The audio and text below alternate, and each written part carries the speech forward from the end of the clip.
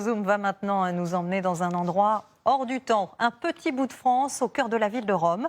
C'est là-bas que depuis plus de 300 ans, les rois, les empereurs et ensuite la République française envoient leurs artistes se former. Un lieu d'habitude ouvert au public, mais en ces temps de Covid, c'est une visite privée à laquelle ont eu le droit Nastasia Haftman et Lorenza Penza. Regardez.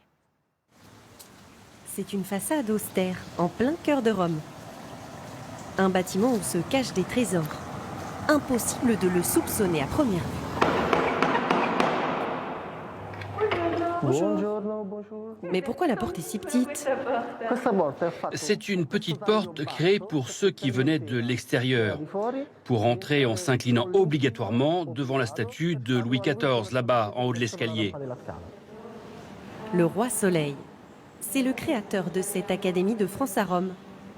Une institution fondée en 1666. Peintre, sculpteur, architecte, il venait se former ici, s'inspirer des grands maîtres de l'Antiquité. Objectif, les copier pour orner les plus grandes maisons françaises. Aujourd'hui, les pensionnaires sont plus libres. Nous partons à leur recherche. Pas une mince affaire avec ces 8500 mètres carrés de plancher. Ouais, non, c'est pas par là.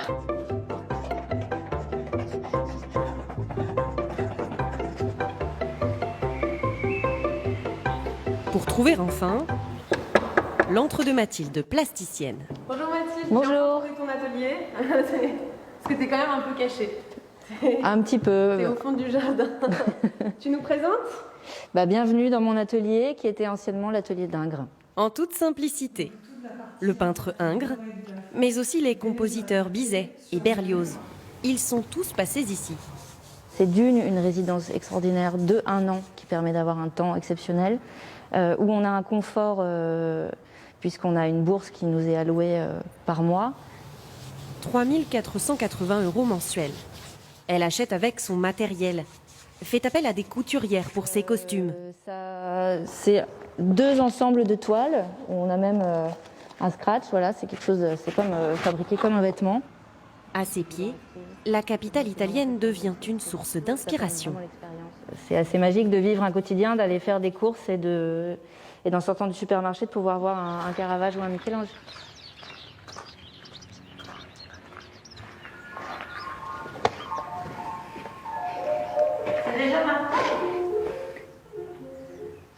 On vous embête? C'est trop tôt? Mathilde et Apollonia ont fait leurs études ensemble aux Beaux-Arts de Paris. Le milieu, il est petit quand même. La villa, là, c'est quand même cette réputation d'être un lieu en huis clos, où on est dans un lieu pompeux, que les gens prennent la grosse tête, les gens tombent amoureux, d'autres Se séparent. Se séparent, ouais. Bon, il y a un petit côté love story, donc... Mais pour le moment, ça a l'air de plutôt fonctionner. L'équilibre entre tous est plutôt pas mal. L'Académie offre une visibilité à ses artistes. Elle ouvre les portes de certaines galeries. Apollonia exposera bientôt ses toiles au grand public.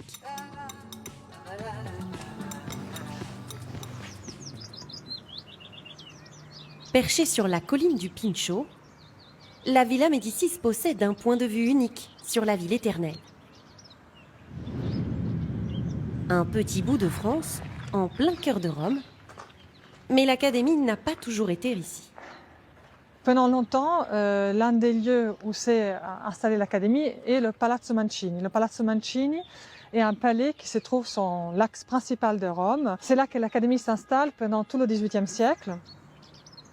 En 1803, c'est Napoléon, lui aussi fasciné par l'Italie, qui échange le Palais Mancini contre cette villa abandonnée. Je dirais qu'il y a eu beaucoup d'intuition. Voilà, l'intuition qu'on pouvait transformer ce lieu qui était en partie abandonné, ces jardins, ce palais, en quelque chose d'absolument majestueux et puis se rattacher à une tradition qui était celle de la Renaissance, de Ferdinand de Médicis. D'où le nom de la villa. Nous sommes plus de 200 ans avant Napoléon. Les Médicis sont les propriétaires de ce palais, plus particulièrement Ferdinand de Médicis. Depuis Florence, il vient ici à Rome pour conquérir le Vatican, devenir pape. Alors, Ferdinand, on est en 1576, achète ce palais avec le jardin et décide de faire des réaménagements importants, aussi bien du point de vue architectural que du point de vue de la décoration d'intérieur. Donc c'est un jeune cardinal. Il arrive ici avec cette idée, cette volonté en tout cas d'être élu pape comme ses prédécesseurs dans sa famille, donc Léon X notamment. Ferdinand collectionne ici peintures, sculptures, comme ce mercure volant de Giambologna. Et juste en face, de drôles de carrés occupent le fond du jardin. Tu veux qu'on le fasse dans un bol différent? L'Académie fait souvent appel à des restaurateurs. Maddalena en fait partie. Elle travaille sur ses reproductions romaines. Des copies d'antiques réalisées en 1975 par Michel Bourbon, ancien pensionnaire. Quand tu restaures une œuvre, tu ne penses pas tellement à la période ou à l'époque. Tu travailles et tu cherches simplement à la mettre en valeur.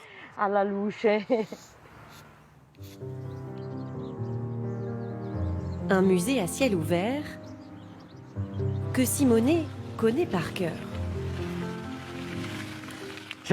Oui, j'ai l'œil clinique.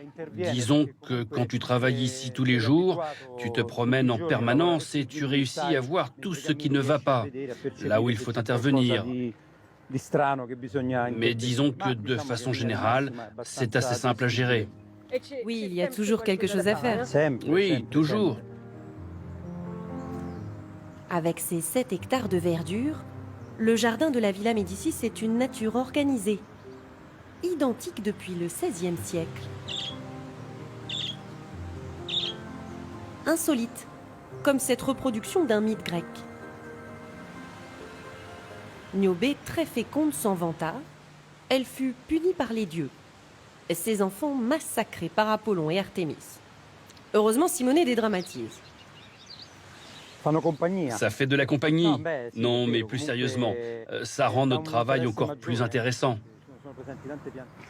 Alors, comment ça va cette taille? Tu t'en sors? J'ai essayé de garder une ligne droite, tu vois, pour que ce soit bien rectiligne.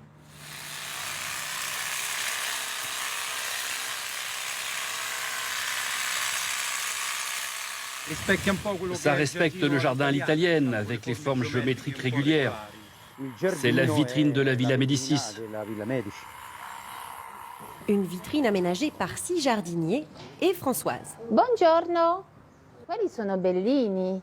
Depuis plus de 10 ans, c'est la responsable de ce petit poumon vert en plein cœur de Rome. Ici, aucun produit chimique, ni machine polluante, tout est éco-responsable.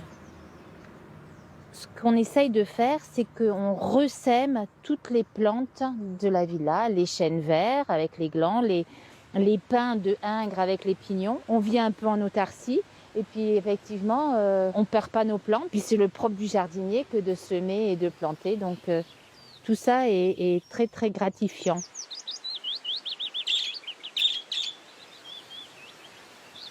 Il est un autre personnage central de l'institution, très discret. Le nouveau dirigeant de l'Académie de France à Rome. Il s'ajoute à une longue liste de célèbres prédécesseurs.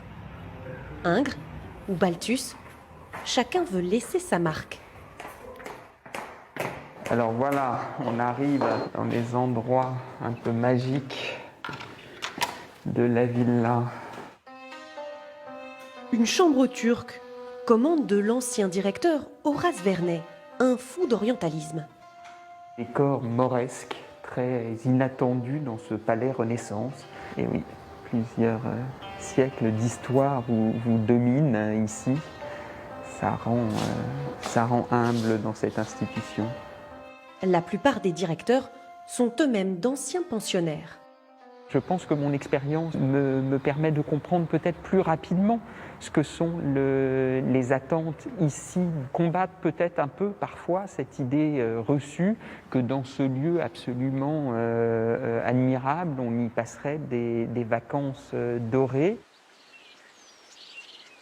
Pas de vacances dorées, mais un espace de liberté pour les artistes.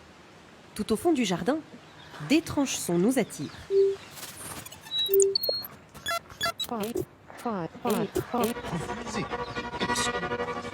Fernando est compositeur argentin. Il fait partie des 16 pensionnaires entrés cette année à la villa. Tout est désaccordé en fait. C'est un peu exprès, j'ai des instruments, la plupart qui sont prêtés, qui sont en général bas de gamme, parce que je les utilise surtout pour faire des tests avec des micros. Mais c'est plutôt un projet des recherches en général. Donc un des luxes qui offre la villa, ça soit justement le fait de ne pas avoir à faire une restitution. Et cela me donne beaucoup de liberté.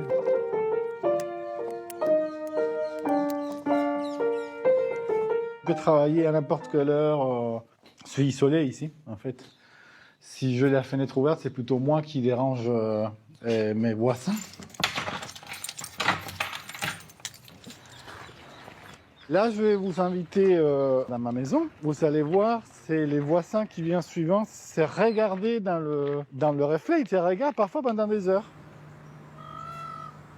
Des spécialistes de l'autoportrait peut-être. Surtout des collègues bruyants pour Fernando. Et ici, on va rentrer à ma maison. Il a quitté Paris cet été avec son fils Simon, 7 ans, et sa femme Maïré. Ici, les pensionnaires sont tous francophones. Ils ont le droit d'amener leur famille. C'est plus grand qu'à Paris, là aussi? Oui, c'est plus grand qu'à Paris. Je ne vais pas vous dire combien de fois c'est plus grand qu'à Paris. Tu préfères Rome ou Paris? Les deux. Allez, go. Et là-bas, c'est les Vatican, par là. Ouais. Tu te rappelles? Tu étais allé avec maman. Rome est un centre artistique. Une destination encore baignée dans la beauté de l'Antiquité et de la Renaissance italienne. Un environnement hors du commun pour la famille. Je vois que mon fils et mon mari ils sont complètement épanouis. Ils sont du temps, ils sont dans un cadre exceptionnel et ça c'est formidable. Voilà, c'est une vraie chance. 1 an de travail dans un cadre idyllique. Ici on peint, on sculpte, on compose depuis 350 ans. L'Académie de France à Rome offre et a offert une parenthèse enchantée aux 2000 pensionnaires qui ont été formés. Et c'est ainsi que se termine ce journal. Sur LCI Canal 26, Amélie Carouet recevra ce soir Nicolas Dupont-Aignan dans son émission En toute franchise. Sur TF1, restez évidemment avec nous dans un instant. Reportage découverte vous emmène dans les coulisses d'un concours de cuisine très particulier puisque tous les candidats sont des détenus. Une compétition nationale pour laquelle ils ont suivi une formation de plusieurs mois et ce sont de grands chefs qui goûteront leur plat. A tout de suite.